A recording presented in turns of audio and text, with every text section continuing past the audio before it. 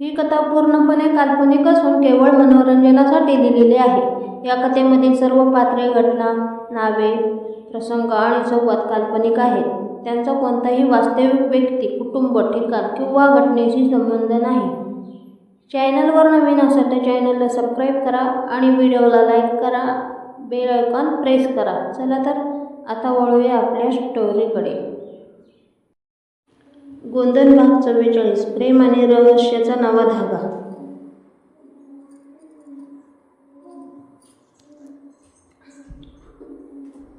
पाहताच दालनात पुन्हा एकदा शांतता पसरली.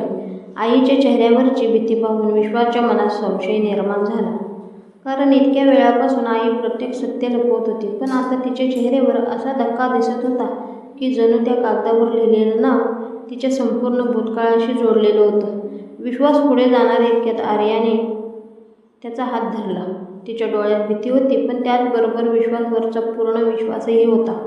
विश्वासने तिच्याकडे पाहिला आणि हलक्या आवाजात म्हणाला, काहीही झालं तरी आपण एकत्र हे सत्य शोधू. आर्याने शांतपणे मान हलवली. त्या क्षणी आजूबाजूला कितीही संकट असली तरी त्याच्या मनात एक वेगळीच जवळीक निर्माण झाली होती. अनेक दिवसांच्या संघर्षात त्याने एकमेकांना आधार दिला होता, एकमेकांसाठी धोका पत्करलेला होता आणि आता त्यांना जाणवत होतं की त्याच्या नात्याला केवळ बोलण्याच्या रहस्याने नाही तर मनापासूनच विश्वासनेही एक वेगळं रूप मिळालेलं होतं. नारायण रावांनी तो कागद उघडला आणि मोठ्याने वाचायला सुरुवात केली. गोंधळाचा खरा वार, ज्या व्यक्तीला शक्ती मिळेल तो एकटा या रहस्याचा शेवट करू शकणार नाही. त्याचसोबत असा एक साथीदार असावा ज्याच्या मनात लोभ नसेल, भीतीवर मात करण्याचं धैर्य असेल आणि संकटाच्या क्षणी साथ सोडण्याचा विचारही नसेल. हे शब्द ऐकून आर्याने विश्वासकडे पाहिलं. तिच्या चेहऱ्यावर हलकंसं हसू उमटलं. विश्वासनेही तिच्याकडे पाहत हसून मान हलवली, कारण त्या वर्णनात त्यांना एकमेकांची झळक दिसत होती. पण पुढच्याच ओळीने सगळ्यांनाच धक्का दिला. हा साथीदार रक्ताच्या नात्यातील नसावा, त्याची निवड मनाने झालेली असावी. आईने डोळे मिटले. अर्जुनने खोल श्वास घेतला आणि विश्वाच्या मनात एकच प्रश्न उमटला, म्हणजे आर्याची खरी परीक्षा अजून बाकी आहे.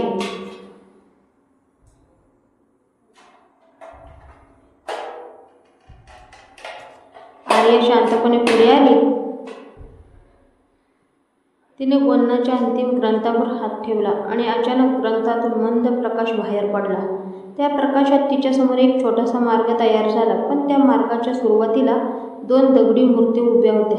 एका मूर्तीवर विश्वाचं चिन्ह होतं आणि दुसऱ्यावर आर्याचं. आर्या काही क्षण त्या मूर्तीकडे पाहत राहिली. विश्वास तिच्या जवळ आला. दोघांमध्ये काही क्षण शब्द नव्हते, फक्त एकमेकाकडे पाहणे होते. आर्याच्या चेहऱ्यावर चिंता पाहून विश्वासने तिला धीर दिला. तुला हे सगळं एकटीने सहन करण्याची गरज नाही, आर्याने हळव्या आवाजात उत्तर दिलं. मला माहिती आहे, म्हणूनच तुझी साथ मला महत्त्वाची वाटते. त्यांच्या या छोट्याशा संवादात कितीतरी न बोललेले भाव दडलेले होते. त्यांच्या नात्याला आता नाव देण्याची घाई दोघांनाही नव्हती, पण एकमेकांच्या उपस्थितीत मिळणारा आधार मात्र त्यांना स्पष्टपणे जाणवत होता. ते दोघे त्या गुप्त मार्गाने पुढे निघाले. मागे आई, अर्जुन आणि इतर सगळे थांबले. मार्गाच्या शेवटी एक शांत दालन होतं. भिंतीवर जुन्या चित्रांमध्ये गोंधळाच्या 4 वर्षांची कथा कोरलेली होती.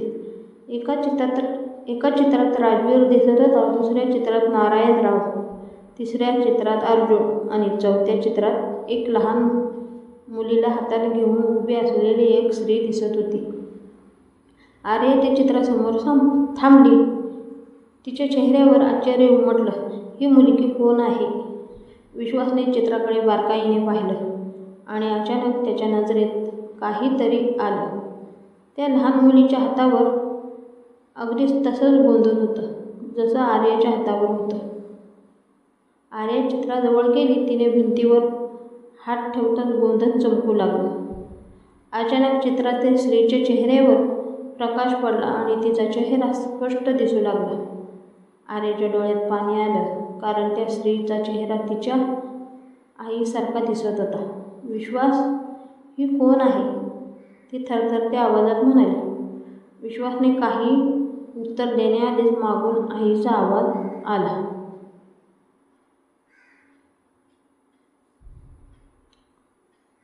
आर्या, आता हे सत्य लपवणं शक्य नाही. आई त्या दालनात आली. तिच्या डोळ्यात अश्रू होते. ती चित्राकडे पाहत म्हणाली, ही तुझी आई आहे आणि तुझ्या जन्मानंतर तिला गोंदनाच्या रहस्यामुळे आपल्यापासून दूर जावं लागलं होतं. आर्याच्या डोळ्यात अश्रू जमा झाले. विश्वास तिच्याजवळ उभा राहिला. तिला धीर देण्यासाठी त्याने फक्त तिच्या खांद्यावर हात ठेवला. त्याच क्षणी आर्याला जाणवलं की तिच्या आयुष्यात कितीही रहस्य असली तरी संकटाच्या वेळी तिच्या बाजूला उभा राहणारा एक विश्वासू माणूस तिच्यासोबत आहे. ती शांत झाली आणि म्हणाली, मला माझ्या आईचं सत्य शोधायचं आहे आणि हे रहस्य पूर्ण करायचं आहे. विश्वासने ठामपणे उत्तर दिलं, मग आपण दोघे मिळून शोधू. शेवटपर्यंत दोघांच्या नजरा एकमेकांना भिडल्या. त्या नजरेत प्रेमापेक्षा अधिक विश्वास होता आणि त्या विश्वासातून हळूहळू उमलणाऱ्या भावनांची जाणीव दोघांनाही होत होती.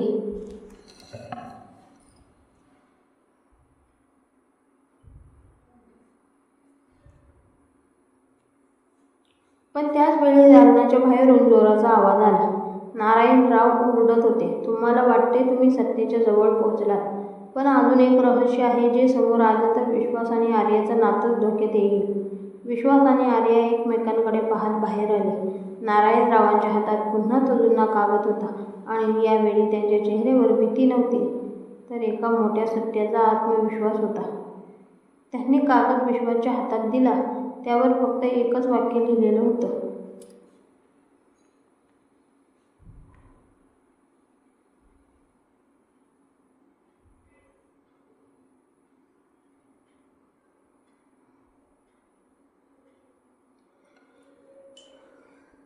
आर्याच्या घराण्याची वारसदार आहे. त्याच घराण्याशी विश्वासच्या बाबांचंही गुप्त नातं होतं.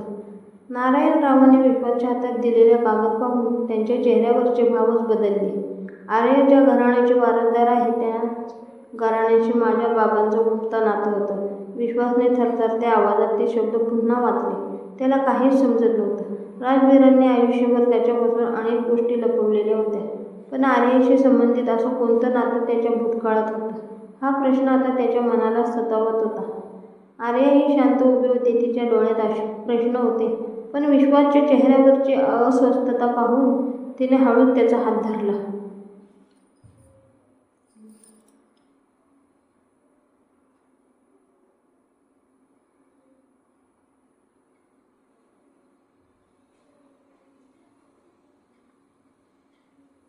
तू एकटा नाही. जे सत्य असेल ते आपण दोघं मिळून स्वीकारू. तिचे शब्द ऐकून विश्वासने तिच्याकडे पाहिलं. त्याच क्षणी त्याला जाणवले की आयुष्यात कितीही मोठं वादळ आलं तरी आर्याचा हात हातात असेल तर त्याला त्या वादळाची भीती वाटत नव्हती. त्याने तिचा हात घट्ट धरला आणि शांतपणे म्हणाला, माझ्यासाठी सगळ्यात महत्त्वाचं सत्य तू आहेस, बाकी सगळं आपण शोधून काढू. आईने हे ऐकताच डोळे पुसले. ती हळूहळू पुढे आली आणि म्हणाली, तुम्हा दोघांना हे सत्य सांगण्याची वेळ आता आली आहे. तिच्या आवाजात अनेक वर्षांचा थकवा होता. तिने सांगायला सुरुवात केली की राजवीर आणि आर्याच्या आईचं कुटुंब एकेकाळी गोंदनाच्या रहस्याचे दोन महत्त्वाचे रक्षक होते. पण त्या काळात घराण्यामध्ये मतभेद झाले. काही लोकांना गोंदनाच्या शक्तीचा उपयोग स्वतःच्या फायद्यासाठी करायचा होता.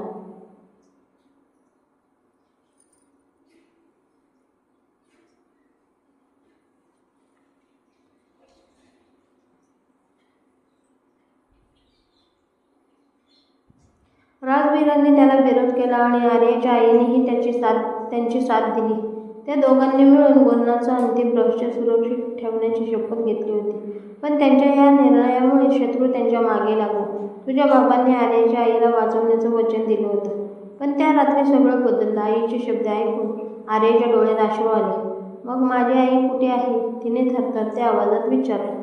आईने उत्तर देण्याआधीच दालनाच्या एका भिंतीवर लपलेला दिवा उजळला आणि त्याच्या खाली एक छोटा संदेश दिसला. जिला तुम्ही मृत समजत आहात ती अजूनही जिवंत आहे. हा संदेश पाहताच आर्याच्या डोळ्यात आशेचा किरण चमकला. ती काही क्षण त्या शब्दाकडे पाहतच राहिली. मग विश्वासकडे वळून म्हणाली,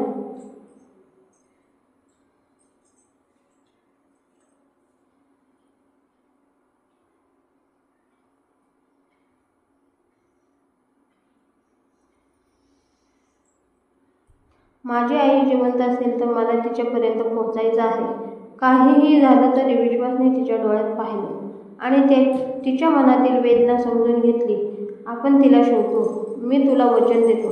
आर्याने हलकसं हसत मान डोलवली. त्या क्षणी दोघांच्या मनात एक वेगळीच शांतता उतरली.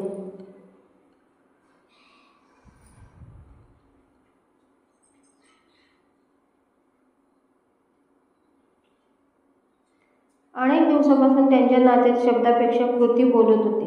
एकमेकांसाठी घेतलेले धोके, संकटाच्या वेळी दिलेली साथ आणि प्रत्येक वेळी न बोलता समजून घेणं, या सगळ्यामुळे त्यांच्या मनात एक नातं हळूहळू घट्ट होतं.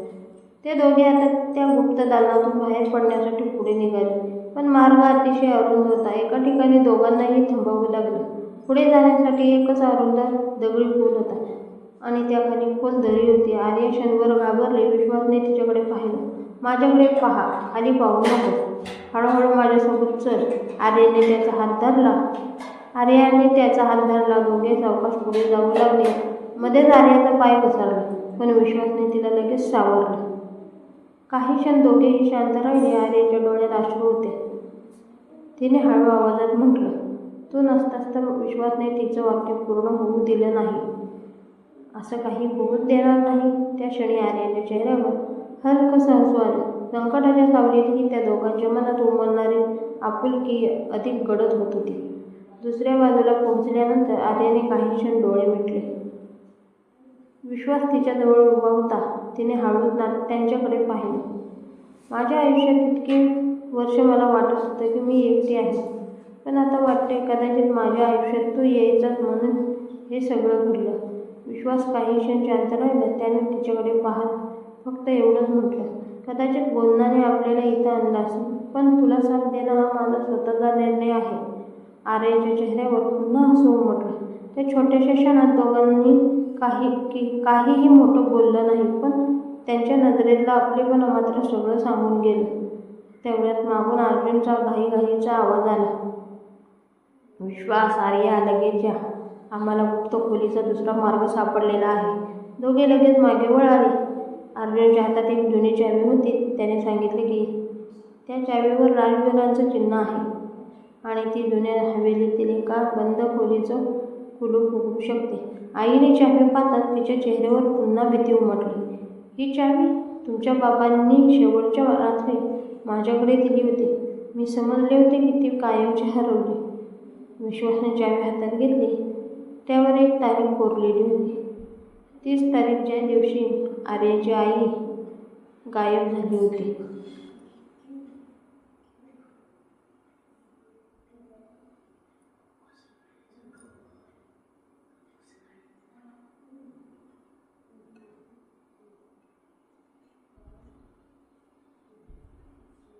विश्वास आणि आर्या एकमेकांकडे पाहू लागले. आता त्यांच्यासमोर एक नवा प्रश्न उभा राहिलेला होता. राजवीरांच्या जुन्या हवेलीतील ती बंद खोली नेमकी काय लपवून ठेवत होती? आर्याची आई तिथे कैली होती का? आणि राजवीरांनी शेवटच्या रात्री ही चावी आईकडे का दिली होती? नारायणराव मात्र दूर उभे राहून सगळं ऐकत होते. त्यांच्या चेहऱ्यावर पुन्हा एक गूढ हास्य उमटलं.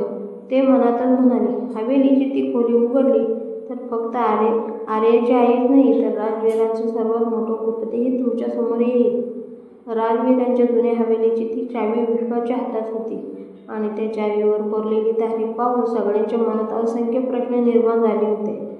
आर्या मात्र त्या तारखेकडे एकटक पाहत होती, कारण तीच तारीख तिच्या आयुष्यातील सर्वात मोठ्या दुःखाशी जोडलेली होती. तिची आई त्या दिवशी अचानक गायब झाली होती. तिच्या आईबद्दल कुणीही स्पष्ट माहिती दिली नव्हती आणि आज इतक्या वर्षानंतर त्या गूढ चावीने पुन्हा तिच्या आईचा माग काढण्याची एक आशा निर्माण केली होती.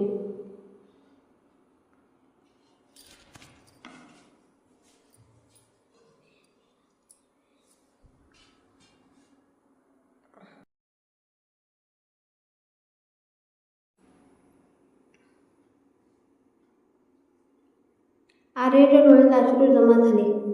ती काही बोलणार इतक्यात विश्वास तिच्या जवळ आला. त्याने शांतपणे तिच्याकडे पाहिलं आणि म्हणाला, आर्या, तुला तुझी आई सापडली तर तिच्यासमोर सर्वात आधी काय सांगशील? आर्याने डोळे पुसले आणि हळू आवाजात उत्तर दिलं, मी एवढंच सांगेन की मी इतकी वर्षे तिची वाट पाहत होते. विश्वाच्या मनाला तिचं दुःख जाणवलं. त्याने तिच्या हातावर हात ठेवला आणि म्हणाला, मग आपण तिला शोधू आणि यावेळी तुझी वाट पाहणारी व्यक्ती तू एकटी नसशील. मी तुझ्यासोबत असेन. आर्याने तिच्याकडे पाहिलं. तिच्या चेहऱ्यावर अश्रूमधून एक हलकंसं हसू उमटलं. त्याच क्षणी दोघांमध्ये कोणतेही मोठे शब्द नव्हते, पण एकमेकांच्या सोबतीने मिळणारा आदर मात्र खूप काही सांगून गेला. सगळे हवेलीकडे निघाले. रात्र गडद झाली होती. जुन्या हवेलीच्या आजूबाजूला झाडांच्या सावल्या पसरलेल्या होत्या. हवेलीतला मुख्य दरवाजा उघडताना कर्कश आवाज आला. जणू अनेक वर्षांपासून बंद असलेल्या घराने त्यांचं स्वागत न करता त्यांना सावध केलं होतं. अर्जुनने हातातील दिवा पुढे केला. भिंतीवर जुनी चित्र होती. त्यात राजवीर आणि त्यांच्या कुटुंबातील अनेक लोक दिसत होते. पण एका चित्रासमोर आर्या अचानक थांबली. त्या चित्रात एक लहान मुलगी होती आणि तिच्या बाजूला राजवीर उभे होते. त्या मुलीच्या हातावर अगदी तसंच गोंधळ होतं जसं आर्याच्या हातावर होतं. आर्या हळू चित्राजवळ गेली. तिच्या बोटांनी चित्राच्या चौकटीला स्पर्श केला आणि त्या क्षणी तिच्या हातावरील गोंधळ चमकू लागलं. भिंतीच्या आतून हलका आवाज आला. विश्वासने लगेच भिंतीवर हात फिरवला. एका ठिकाणी दगड थोडा हलत होता. त्याने तो दगड बाजूला केला. आत एक छोटासा कागद लपवलेला होता. कागदावर फक्त एकच वाक्य होतं, जिचा शोध घेत आहात तिचा शेवटचा ठाव या हवेलीच्या हृदयात आहे.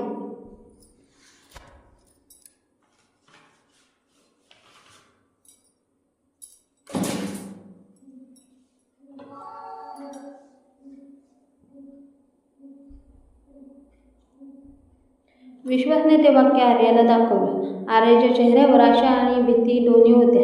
हवेलीच्या हृदयात म्हणजे नेमकं कुठे? ती विचारू लागली. अर्जुनने आजूबाजूला पाहिलं आणि अचानक त्याच्या लक्षात आलं, या हवेलीमध्ये एक जुना मध्यभाग आहे. राजवीर तिथे कोणालाही जाऊ देत नसत.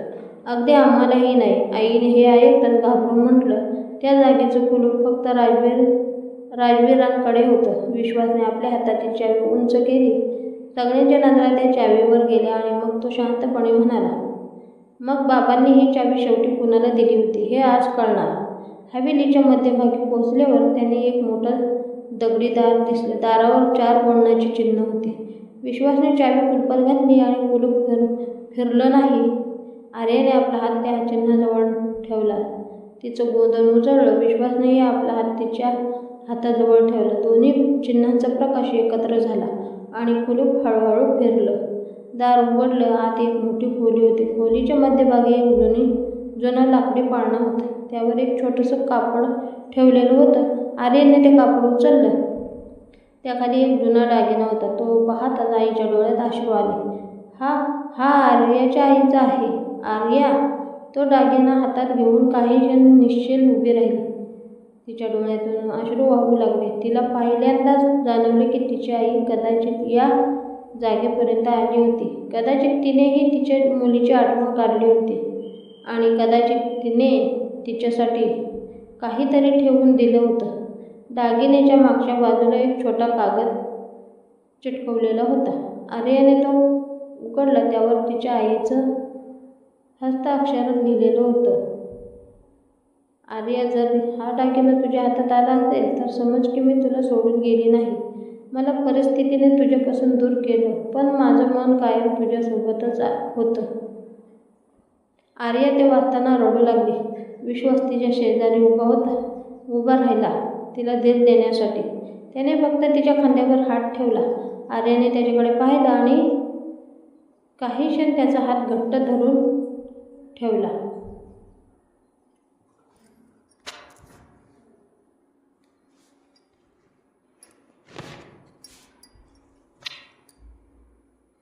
त्या स्पर्शात तिची कृतज्ञता होती, तिचा विश्वास होता आणि तिच्या मनात हळूहळू उमलत असलेलं त्या खास भावनेची जाणीवही होती. कागदाच्या शेवटी आणखी एक ओळ होती. आर्या, तुझ्या आयुष्यात एक असं माणूस येईल जो तुझ्या रक्ताच्या नात्याचा नसेल, पण संकटाच्या प्रत्येक क्षणी तुझ्या बाजूला उभा राहील. त्याच्यावर विश्वास ठेव, कारण तोच तुला माझ्यापर्यंत घेऊन येईल. आर्याने ती ओळ वाचली आणि हळूहळू विश्वासकडे पाहिलं. दोघांची नजरानजर झाली. विश्वास काही बोलला नाही, पण त्यांच्या चेहऱ्यावरचं शांत हसू सगळं सांगत होतं. आर्यानेही हलकसं हसत मान खाली घातली. तेवढ्यात खोलीच्या मागच्या भिंतीतून आवाज आला. सगळे दचकले. भिंतीच्या एका भागावर एक गुप्त चिन्ह उमटले. आर्याने त्या चिन्हाला स्पर्श केला आणि भिंत हळूहळू बाजूला सरकली. आत एक अरुंद मार्ग दिसला. त्या मार्गाच्या शेवटी मंद प्रकाश होता आणि त्या प्रकाशात एका स्त्रीची सावली दिसत होती.